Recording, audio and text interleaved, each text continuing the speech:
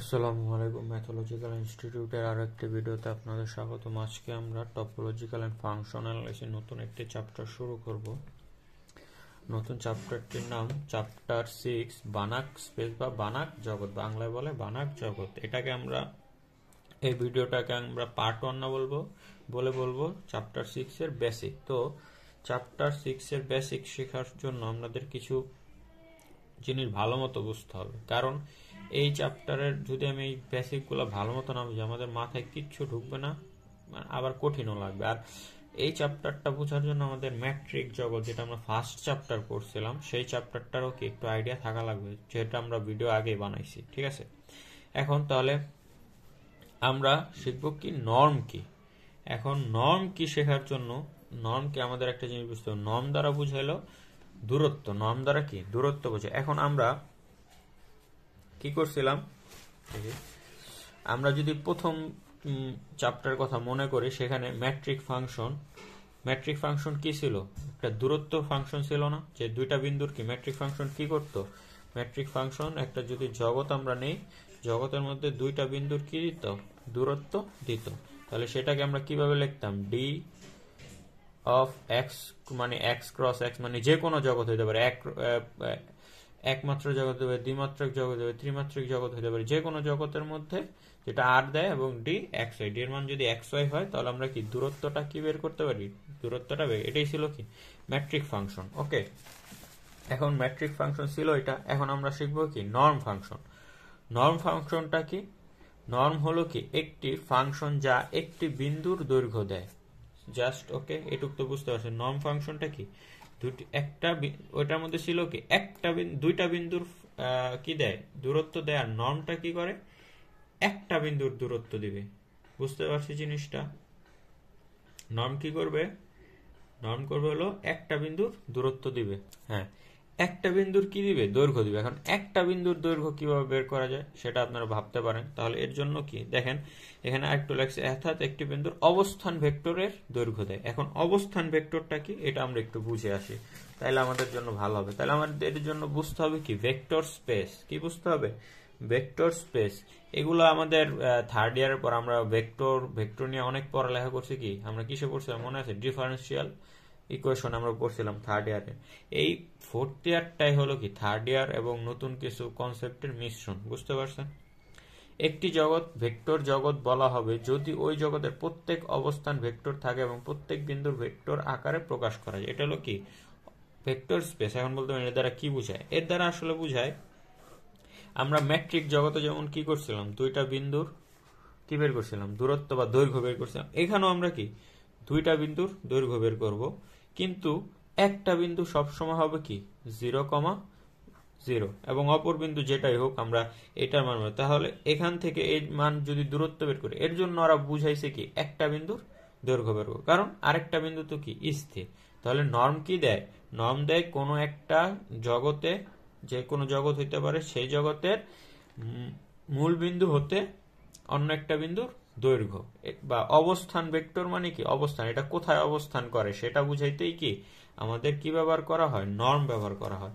তাহলে নর্ম যদি আমি দেখতে যাই, এখন নর্মটাকে কি আমার এই হিসাব করেন যে নর্মটা একটা কি মেট্রিক জগতই বলা যাবে। নর্মটাকে কি বলা যাবে, নর্মটাকে,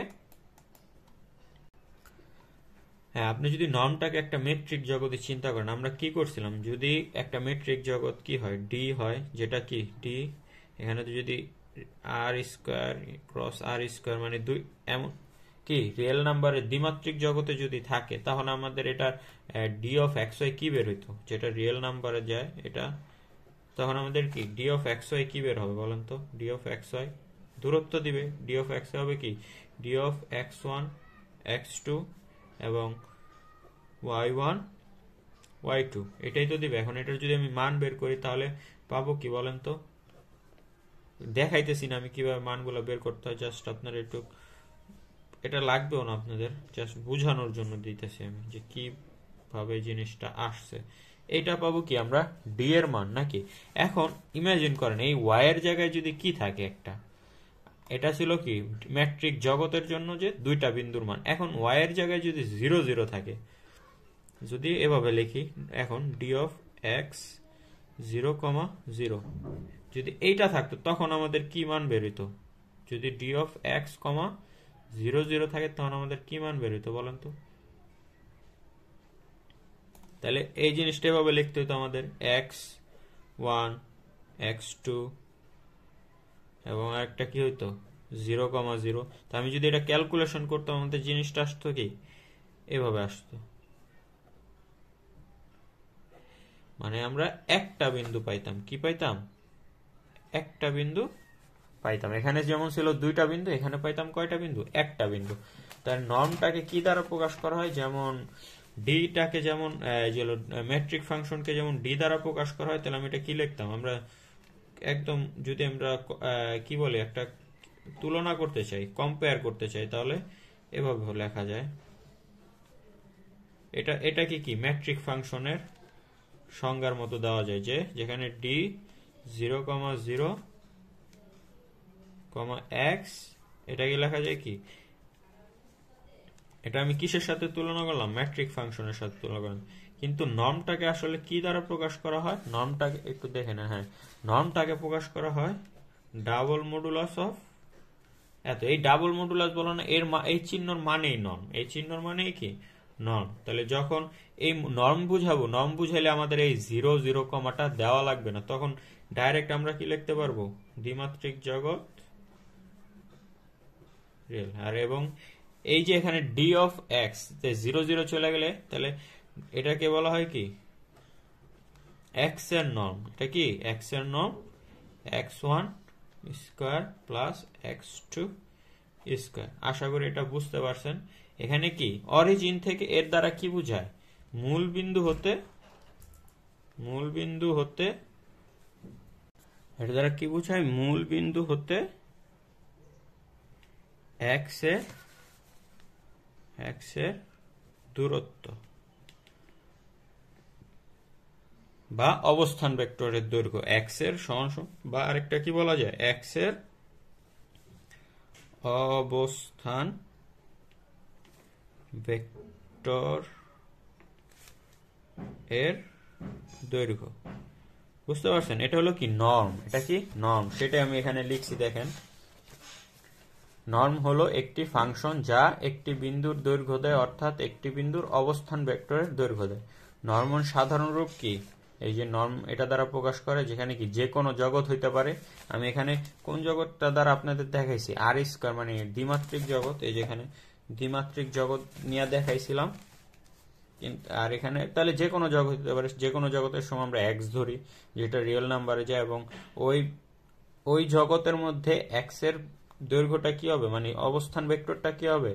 summation of x i to the power 2 1/2। এটা ছিল কি নর্ম। এখন আমরা যে নর্ম আমরা কি শিখছিলাম? মেট্রিকের মাধ্যমে, কি মেট্রিক ফাংশনের মাধ্যমে আমরা মেট্রিক জগৎ বের করছিলাম। এই তো মেট্রিক ফাংশনের মাধ্যমে আমরা কি বের করছিলাম? মেট্রিক জগৎ বের করছিলাম। মেট্রিকের মাধ্যমে মেট্রিক জগৎ বের করছিলাম, তাহলে নর্মের মাধ্যমে আমরা কি নর্ম জগৎ বের করব। তো নর্ম জগৎটা কি সেম মেট্রিক জগতের মতোই সেম, যে কয়েকটা শর্ত যদি মানে তাহলে আমরা কি নর্ম জগৎ বলতে পারবো। সেই শর্তগুলা কি সেম শর্ত, জাস্ট একটু টুইক করে দেওয়া। মনে করি এফ ফিল্ডে। এখন আপনারা বলতে পারেন এফ ফিল্ড আবার কি? এই ফিল্ড নিয়ে আমরা থার্ড ইয়ারের অ্যাবস্ট্রাক্ট অ্যালজেব্রা আমাদের বইলেও দিতেছে। আমি কোথায় পড়ছি, আমরা কোন সাবজেক্টে পড়ছি? অ্যাবস্ট্রাক্ট অ্যালজেব্রার মধ্যে কি কি এই অ্যাবস্ট্রাক্ট অ্যালজেব্রা থেকে এই চ্যাপ্টার অনেক কিছু আসবে। মূলত 4টা জিনিস আসতে পারে। একটা হলো ফিল্ড, একটা হলো কোসেট, একটা হলো রিং, আর একটা হলো কি রিং?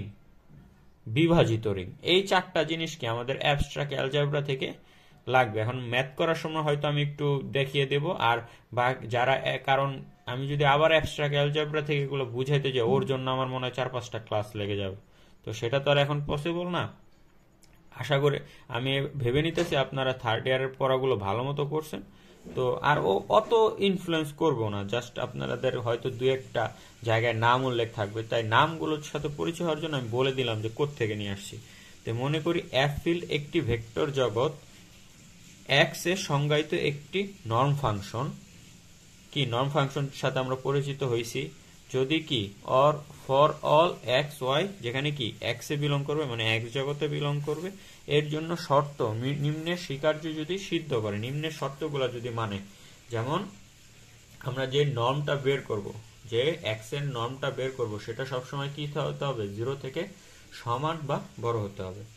আর যে আমরা নর্মটা বের করব বা নর্ম ফাংশনটা বের করব, সেটা যদি কি হয়, 0 এর সমান হয়, তাহলে এর ভিতরে যে বিন্দুটা থাকবে সেটার মানও কি হবে, 0 হবে। এটা কি টু ওয়ে ইমপ্লিকেশন পড়ছি না আমরা ডিসক্রিট ম্যাথমেটিক্সে, মানে এটা যদি 0 হয় এটাও 0 হবে, এটা যদি 0 হয় এটাও 0 হবে।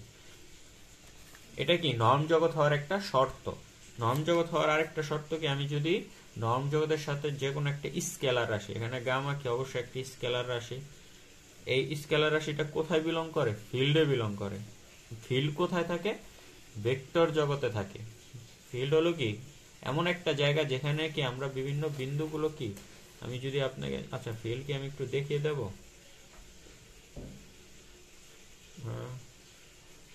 দেখেন ফিল্ড কি, ফিল্ডেরও কিছু শর্ত মানতে হয়। ফিল্ড হতে হলে কি কিছু শর্ত মানতে হয়, সেই শর্তগুলো মানলেই কি ফিল্ড হয়ে যায়। তো আমি আর দেখাইলাম না, কারণ অনেক বড় জিনিস হয়ে যাবে যদি আমি ফিল্ড দেখাতে। আপনারা বুঝে নেবেন যে এই স্কেলার রাশিটা কোথায় বিলং করে, ফিল্ডে বিলং করে। তাহলে আমি যদি এক্স নর্মের সাথে এই ফিল্ড ল্যামডা জিনিসটা যোগ করে দেই, তাহলে কি হবে, আমি তারপরে এদেরকে আলাদা আলাদা ভাবে কি, এটার নর্ম থাকবে না, এটা হবে কি মডুলাস অফ ল্যামডা, এবং নর্মটা কি করা যাবে, আলাদা করা যাবে।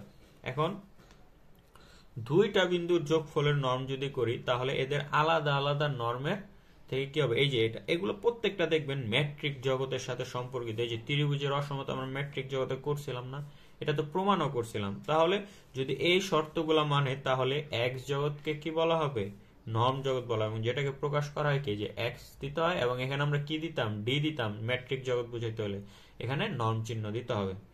আশা করি আপনারা নর্ম জগৎটাও বুঝতে পারছেন। এখন নেক্সট আমাদের শিখতে হবে হলো কোষীয় অনুক্রম। এখন আপনারা বলতে পারেন আমরা তো থার্ড ইয়ারে কোষীয় অনুক্রম পড়ে আসছি, তাহলে বাকিগুলা পড়াইতেছেন না কেন, এটা পড়াইতেছেন, এটা কেন আমাদের বুঝাই দিতেছেন। দেখেন এখানে ম্যাট্রিক জগতের জন্য কোষীয় অনুক্রমটা আলাদা। থার্ড ইয়ারে যে আমরা অ্যাবস্ট্রাক্ট অ্যালজেব্রা পড়ছিলাম, তারপরে রিয়েল অ্যানালাইসিসে পড়ছিলাম কোষীয় অনুক্রম, সেগুলোর জন্য আলাদা। আলাদা বলতে কি সেম জিনিসই, জাস্ট একটু টুইক করা, এক একটার জন্য রেলেভেন্ট এক এক সময়, বুঝতে পারছেন। সেম ম্যাট্রিক জগতে যেমন কি ছিল, এটা ডি এর জন্য কি ছিল মনে আছে, এক্স, ডি এর জন্য কখন কোষীয় অনুক্রম হবে, আর এখানে কি নর্মের জন্য কখন কোষীয় অনুক্রম। তাই আমি একটু এটা বুঝাই দিতেছি, ঠিক আছে। তাহলে এখানে কি বলছি দেখেন, মনে করি এক্স একটা নর্ম জগৎ, কারণ কি যে এক্স নর্ম চিহ্ন দিছি, নর্ম ফাংশন লিখছি এখানে, এটা কি বলে নর্ম ফাংশন। ওকে, তাই মনে করি এক্স নর্ম ফাংশন একটি নর্ম জগৎ, এবং এক্সএন হলো কি দেখা যাচ্ছে না, হ্যাঁ এক্সএন কি হলো কি একটা অনুক্রম, কি কোষী কিনা এটা আমরা জানি না, এটা কি এক্সএন একটা তার অনুক্রম। ওকে, বুঝলাম আমরা এক্সএন একটা অনুক্রম। যদি প্রত্যেক এপসাইলন কি 0 থেকে বড় হয়, এপসাইলন কি একটা ধনাত্মক, ক্ষুদ্র ধনাত্মক পূর্ণ সংখ্যা, এগুলো আমরা জানি যখন আমরা কোষী অনুক্রম মেন আগে করছিলাম তখন এগুলো শিখছি।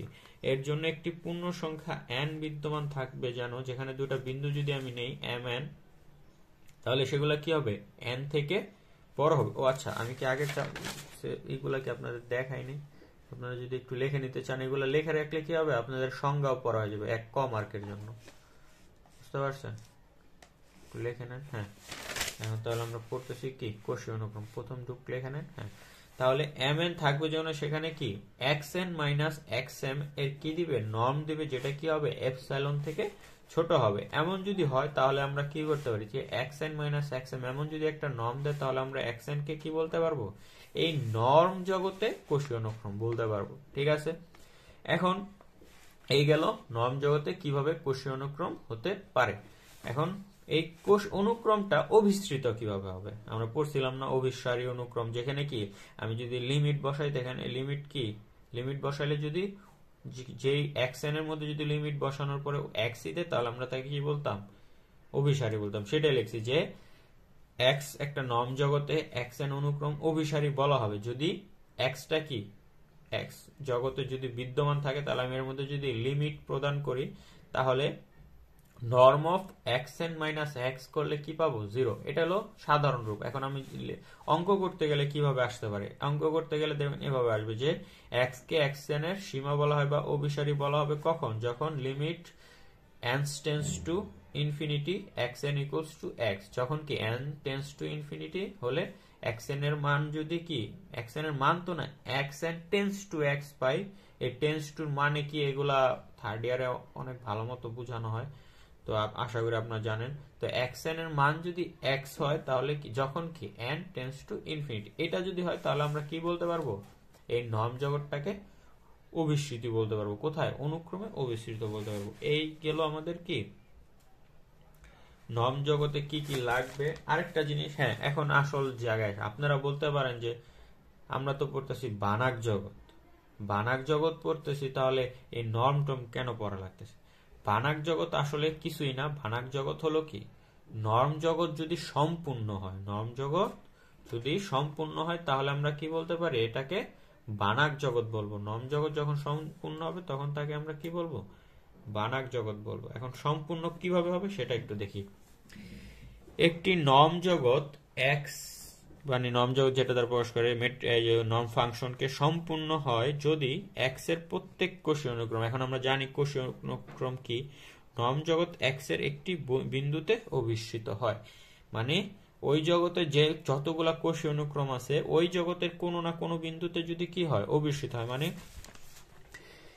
এই কোষীয় অনুক্রমটার জন্য যদি কি, যদি আমি লিমিট বসাই তাহলে যদি এইটা দেয় তাহলে কি পাবো আমরা, এই নর্ম জগৎটাকে কি বলতে পারবো, সম্পূর্ণ বলতে পারবো। আর এই সম্পূর্ণ হলেই কি বলা যায়, সম্পূর্ণ নর্ম জগৎটাকে বলা হয় বানাক জগৎ। এই যেখানে লিখছি, এখন এই সম্পূর্ণ নর্ম জগৎকে কি বলা হবে, বানাক জগৎ বলা হবে।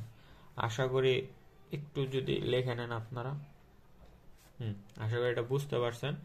এই মোটামুটি টুকটাক বেসিক, আরো কিছু বেসিক আছে, যেমন আমাদের থার্ড ইয়ারের অ্যাবস্ট্রাক্ট অ্যালজেব্রার কয়েকটা জিনিসই লাগবে, গ্রুপ কি, রিং কি, তারপরে ফিল্ড কি, এগুলো আপনার অবশ্যই কি, এগুলো শর্তগুলা কি, এগুলো জানতে হবে। অত জানতে হবে না, জাস্ট মনে রাখলে হবে যে এগুলো ছিল, তাহলে আপনাদের হয়ে যাবে। এই ছিল আমাদের মোটামুটি বেসিক। আর কিছু যদি লাগে তাহলে আমরা অঙ্ক করার সময় করে দেব। ওকে, তাহলে দেখা হবে পরের ভিডিওতে।